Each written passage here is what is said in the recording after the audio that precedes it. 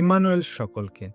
আজকে আমাদের পাঠের বিষয়বস্তু হল যাত্রা পুস্তক ২৬ অধ্যায়ের ১ থেকে ১৪ পদ, যেখানে বলা রয়েছে ঈশ্বরের উপস্থিতির জন্য প্রস্তুত আশ্রয় সম্পর্কে।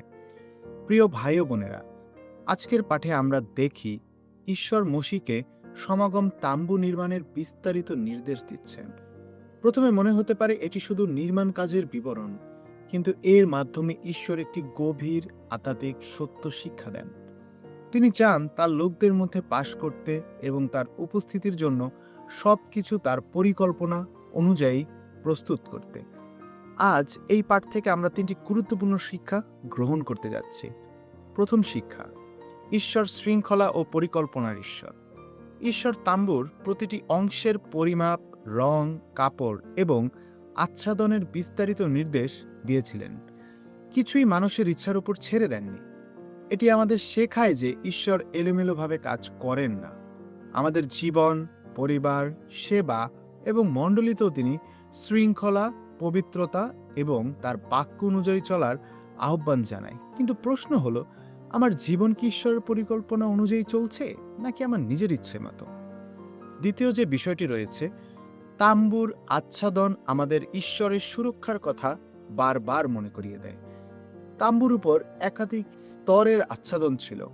এগুলোর ভেতরের পবিত্র স্থানকে রক্ষা করতে এবং বাইরের ঝড় বৃষ্টি থেকে নিরাপদ রাখত। আমাদের জীবনেও নানা ধরনের ঝড় আসে, যেমন দুঃখ, হতাশা, রোগ, অর্থনৈতিক সংকট কিংবা সম্পর্কের সমস্যা। কিন্তু যারা ঈশ্বরের উপস্থিতিতে বাস করে তারা জানে যে ঈশ্বর তাদের আশ্রয় ও রক্ষাকর্তা। আমরা গীত সঙ্গীতে ৯১ অধ্যায়ের ১ পদে এই দেখতে পাই যে সর্বোচ্চ পরমেশ্বরের আশ্রয়ে বাস করে, সে সর্বশক্তিমানের ছায়ায় অবস্থান করে। ঈশ্বর শুধু আমাদের আশীর্বাদই দেন না, তিনি আমাদের রক্ষাও করে থাকেন। তৃতীয় এবং শেষ যে বিষয়টি আমরা দেখতে পাই তা হলো, ঈশ্বরের বাহ্যিক সৌন্দর্যের চেয়ে তার উপস্থিতিকে বেশি মূল্য দেন।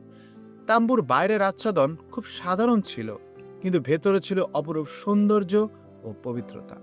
আজকের পৃথিবীতে মানুষ বাইরের চাকচিক্য দেখে মুগ্ধ হয়, কিন্তু ঈশ্বর আমাদের হৃদয়ের দিকে তাকান। একটি সুন্দর ভবন, ভালো পোশাক বা বাহ্যিক ধর্মীয় আচরণ যথেষ্ট নয় যদি আমার হৃদয় পবিত্র না হয়।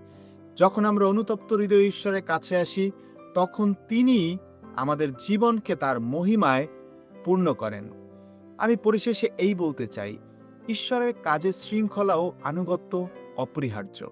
ঈশ্বর তার সন্তানদের নিরাপদ আশ্রয়।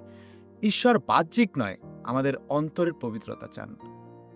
প্রশ্ন হলো, আমরা নিজেদের যে হৃদয় রয়েছে তা কি ঈশ্বরের বাসস্থানের জন্য প্রস্তুত? আমি কি তার পরিকল্পনা অনুযায়ী জীবন গড়ছি? আমি কি তার আশ্রয় বাস করছি? এবং যীশু খ্রিস্টের মাধ্যমে আজ আমাদের হৃদয়ই পবিত্র আত্মার মন্দির। তাই আসুন আমরা যেন জীবনযাপন করি যেখানে ঈশ্বর আনন্দের সঙ্গে বাস করতে পারেন। সকলকে ইম্মানুয়েল।